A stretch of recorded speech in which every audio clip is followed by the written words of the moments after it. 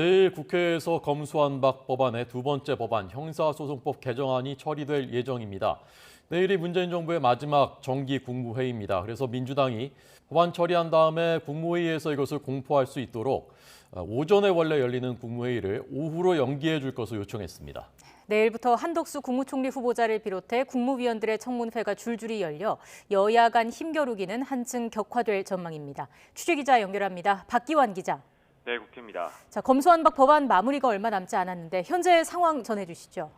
네, 박병석 국회의장은 모레인 오는 3일 오전 10시에 임시국회를 소집했습니다. 여기서 형사소송법 개정안이 처리될 것으로 보이는데요. 어제 본회의에서는 검찰청법 개정안이 국민의힘 불참 속에 통과되고 나서 이어 형사소송법 개정안이 상정됐고 무제한 토론, 필리버스터가 자정까지 진행됐습니다. 국회법에 따라 다음 본회의인 모레 바로 형사소송법 개정안에 대한 표결에 붙여지는데 민주당이 과반인 만큼 어제처럼 무난하게 통과될 것으로 보입니다. 이후 국무회의로 넘어가게 되는데요.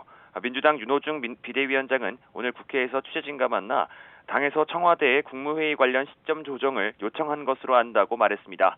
애초 민주당은 문재인 정부 마지막 국무회의에서 관련 법안 공포를 계획했는데요.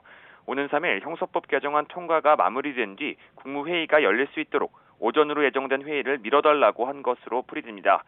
다만 아직 청와대에선 일정 조율에 대해 구체적인 답변을 하지 않은 것으로 알려졌습니다.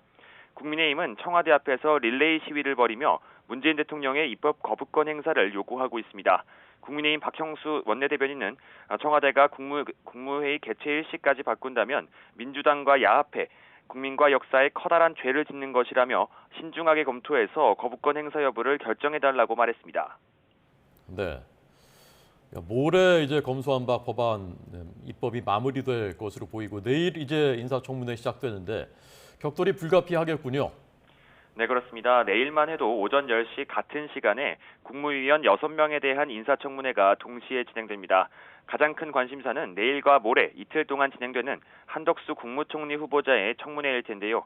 국무총리는 장관들과 달리 국회 동의가 있어야만 대통령이 임명할 수 있기 때문에 민주당의 협조가 필수적입니다.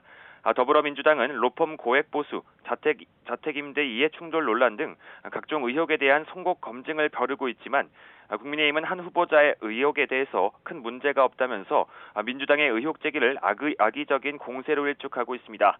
한 후보자 외에도 각 상임위에서 추경호, 박진, 박부균, 한화진, 원희룡 장관 후보자에 대한 청문회도 진행됩니다.